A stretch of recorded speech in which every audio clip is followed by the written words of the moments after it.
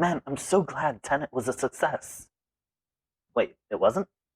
Well, I'm sure the studio knew that the pandemic would affect box office sales and understands that that happened.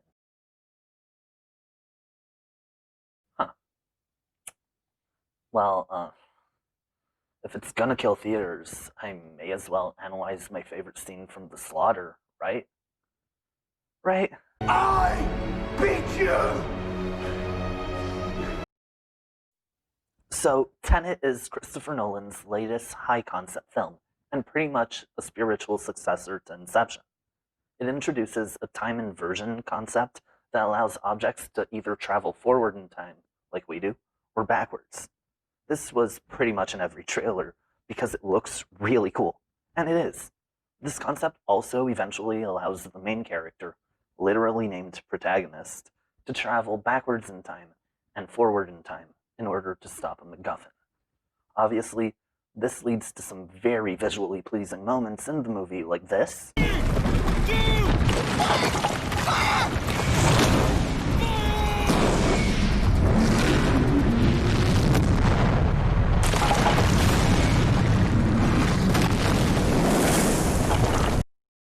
But today, I'll be cracking down on one scene in particular, a turning point in the movie. The scene in the red and blue rooms. So this scene takes place after a failed mission during which protagonist fails to get his hands on what he thinks is plutonium. He's in a red room as Andre, the antagonist, interrogates him from in the blue room. It quickly becomes clear that while protagonist is moving forward through time, Andre is moving backwards. Andre calmly asks protagonist, in an order that makes sense to him, where the device is hidden, all while threatening to shoot Kat. While this happens, protagonist is angered and panicked as he doesn't understand how Andre was able to foil his plan, or even what seems to be happening. Ultimately, Andre shoots Kat with an inverted round. Protagonist tells him the device is in the glove box of the BMW. And we see another version of Andre, seconds younger, enter the red room. This Andre is not as calculated as the one in the blue room, and seems far angrier.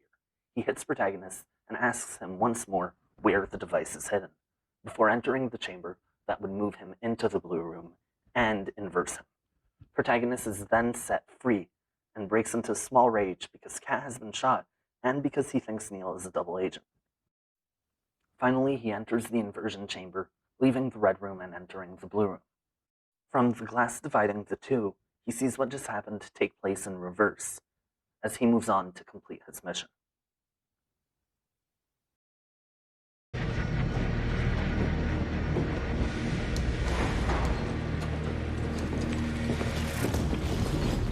She's stabilizing slowly. I'll clean and close, but the rest is time. How long does she need? 4 or 5 days, a week to be sure. Neil, find a way to get us to Oslo. I'm going back out there. To do what? To stop Seder from getting away with whatever it is I just gave him. On its own, this scene is powerful, but I think it is a fantastic example of how using lighting and colors can enhance a scene. It's not exactly subtle, but the colors used in the scene do a fantastic job at showing the viewer what is being felt. Traditionally, red is associated to feelings of urgency, panic, anger, and pain, while blue is considered a more calm color. And this reflects the different behaviors on both sides of the glass, in both rooms.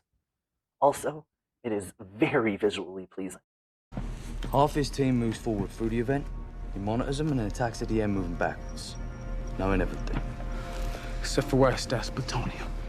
Which isn't really plutonium, is it? I told you it was what he was after. You just told him where it was. I lied. Jesus. You lied about it?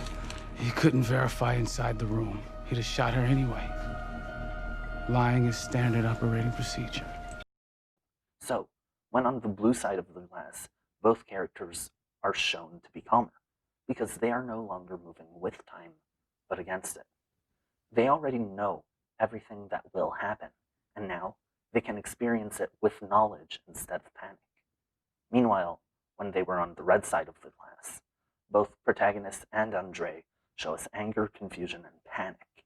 These colors on the different sides of the glass show the viewer two things: in which direction the character is moving compared to time, blue being backwards and red being forward, as well as how the character feels. And this makes sense, because how we react to something the first time we go through it, when we don't understand or expect it, is very different from the second time we go through something, when we know what will happen. Her through. I'm not gonna let her die. I'll take my chances. There's no way of bringing you back.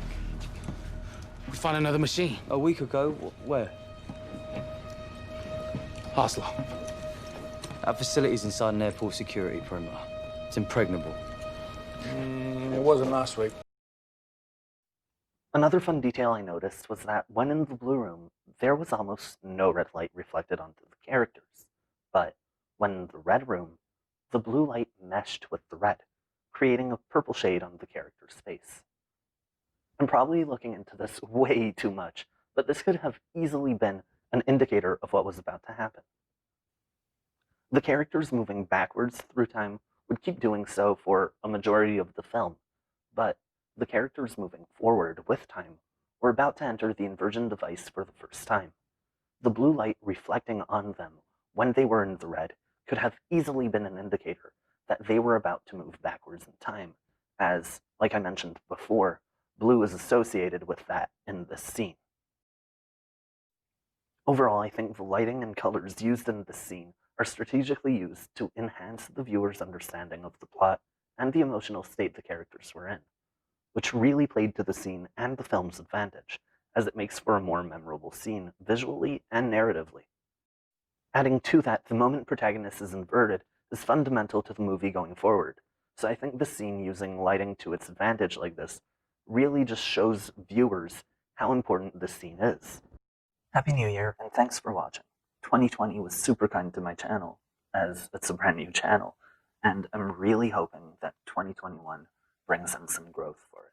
So I'd really appreciate if you could subscribe. Also, please don't be afraid to check out my old videos. Thank you again for watching. I hope this year is nothing but kind to you. Don't be afraid to recommend anything for me, whether it be movies or TV shows. Who knows? I might make a video about it.